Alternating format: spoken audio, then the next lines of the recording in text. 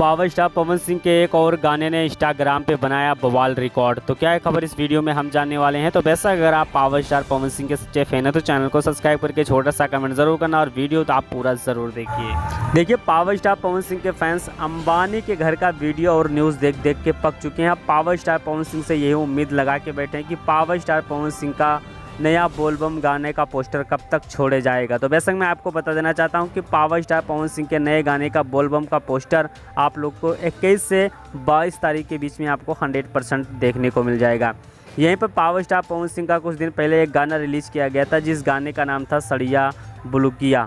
ये गाना अगर देखा जाए तो इंस्टाग्राम पे 1 मिलियन का रिकॉर्ड बना चुका है, 1 मिलियन रील बन चुका है, जो कि एक नया इतिहास भोजपुरी इंडस्ट्रीज में पावर स्टार पवन सिंह के गाने सड़िया या बुलकिया ने रच दिया है।